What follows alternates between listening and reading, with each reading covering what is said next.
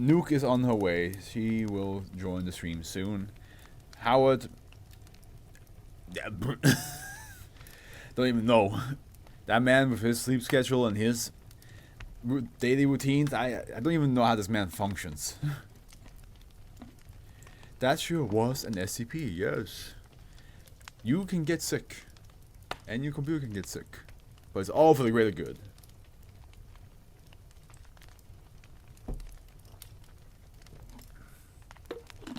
Well, the 1900 started off with an illness.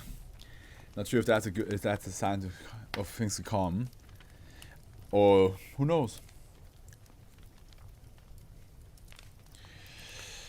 Alrighty then, let's start with the next one. Elvis lives.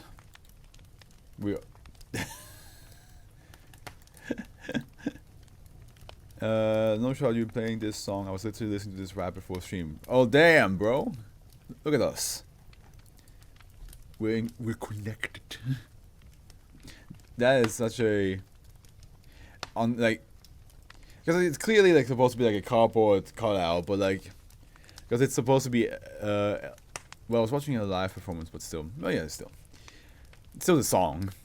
But like yeah, like the fact that I know it's supposed to be a carbon cutout, right? But for some reason, like the lighting makes it a bit more eerie. Euclid. All instances of -1 are to be held within a containment vault located within Site 77.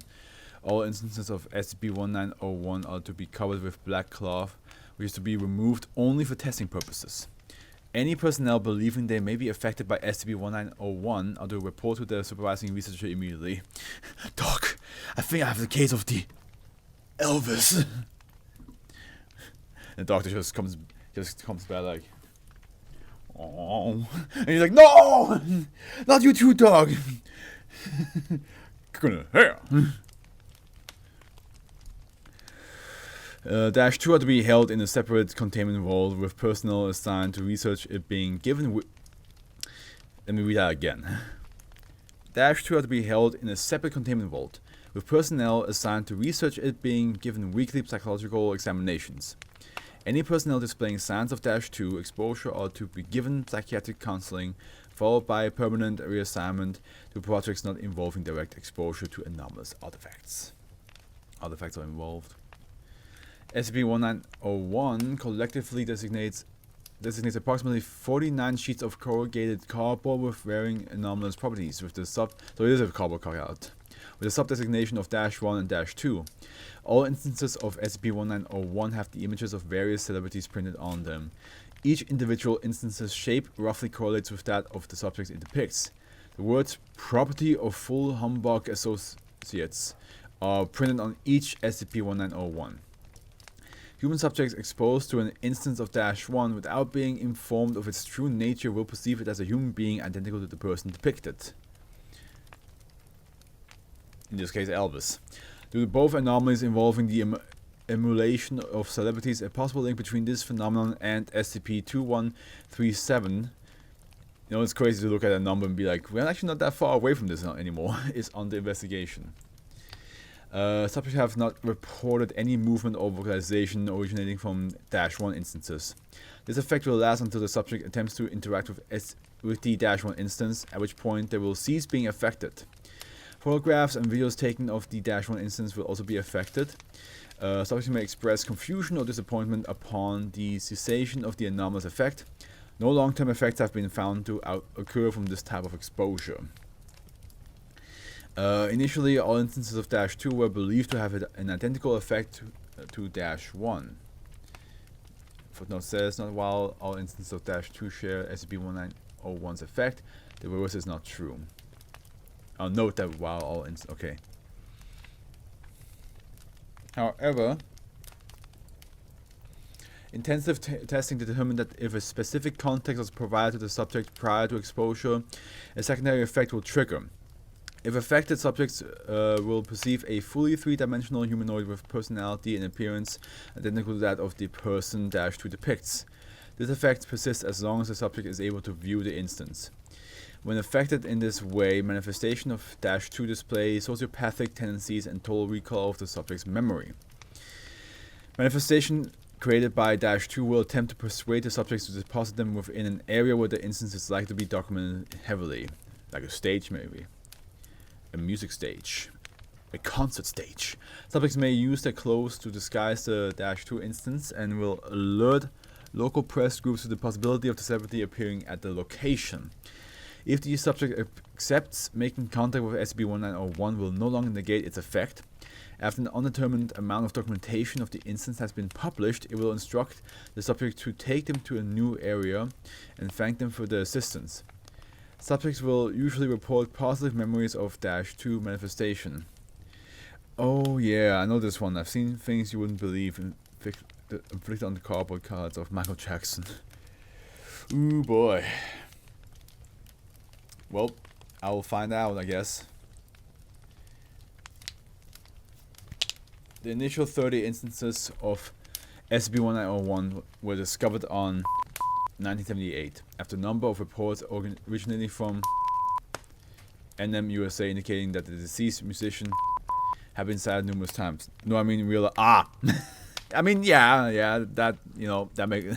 I can see that as well. Yeah, no, you know, there are some people out there fully unhinged, not even aware of the crazy that they share.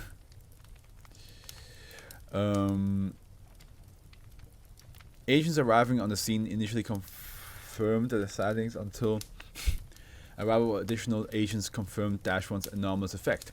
After initial containment, -1 was classified as safe. On 1980, agents embedded in the music label reported that several employees and others may have been utilizing instances of SCP-1901 for personal reasons. Several persons believed to have used SCP-1901 were detained, as well as several instances of -2 during this investigation. Documentation revealing -2's effect and the use of SCP-1901 dating back to 1965 were discovered. All anomalous artifacts were contained with persons of interest being issued Class A amnestic. As of 1984, SCP-1901 has been reclassified as Euclid. Document recovered from a person of interest connected to the music label. Alright, I'm not sure which voice this will have, but since we have Elvis here, I'm going, dear Tommy, I'll be the first to admit the concept doesn't seem even a bit plausible. After all, it's a guy you've known for years, on shows with him and everything, but think about it. How much can you really recall about working with him? It's all sort of a blur. Rehearsal, the gig, and oh, thank you very much. And the gig and the in-between can be hard to remember. That's not an artifact of our chosen profession, mate. Okay, it's definitely not Elvis he says mate. But it's too late now. It's the humbug doing his job. The tapes didn't lie. I don't know how that stuff got to the master recording since it basically gave it all away, yeah. There really was a car crash in '66, probably the most anxious day I can remember. Well, we were in a panic, thought the band was about to go up in smoke. Now, new as we were, none of us knew about humbug. Then introduced us about a week after the funeral, and showed us to the mortal. Took an awful long time to get used to, I did. Rehearsing and playing with a cardboard cutout with nobody seeing it but you. Every time someone complimented the take, it was our instruction to smile and nod. Oh yeah. Christ, if rehearsing was bad, playing the first gig was a nightmare. When it felt, am I that bad? Is my Elvis that bad? That's also the first time I ever tried to do an Elvis that was longer than just "thank you very much." Oh, he's the only Beatle who says mate. I didn't even think about the Beatles. I was like, oh, do you think that's what it is? That would make sense. Because he said Lenny. Wait, what? He did. Okay. Oh God! But now I cannot do his voice. I haven't heard enough of his voice to copy that. Shit. Time took a long time to get used to. That did.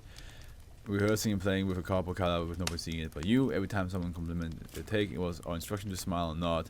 Christ, if rehearsing was bad, playing it the first gig was a nightmare. When it fell over in the middle of the stage, thought we were all washed up. Or we have little faith in change a thing. Don't worry, he sounds just like Elvis actually. He just happens to sound exactly like Elvis. Okay, I just gonna continue with Elvis then. If you want to know the best place with look, Tim's the ones to ask. He was the first Hamburg dealer I dealt with, still one of the best. Going to him first will save you from so many rubbish dealers. Mention me and he might give a little bit of a discount if you're uncocky about it. Nothing he hates more than cockiness, so watch your tongue. One last thing, don't try and treat them. Hey, everybody's here. Don't try and treat the humbug like your old bandmate. He doesn't know any more than you do. That might have been what triggered the end, or at least made it more inevitable. Good luck, mate. Yeah. 2 for 1 deal. So, guys, welcome. You only missed 2 SCPs so far. You missed one that was about if you a disease that you can catch and your computer can catch, and you can intercept the disease together, like, you know, so like your computer can catch a virus and you can be infected and get an illness, or you can get an illness and your computer can get a virus. That's what the first one. The second one was Elvis Lives, which was basically cardboard cut out of a celebrity that just, you know, people think he's the real deal. And because it's showed a picture of Elvis, I did Elvis' voice at the end, but even though it wasn't Elvis, it was George Harrison, a Beatle member, and I was way too late to realize that, so I just kept on with the Elvis voice to begin with. A bit tired today, still though, might be doing the put in the background thing again. Hello, new kind of, yeah, no worries. No highway. Okay. I don't know if it was actually George, I just guessed. It could be.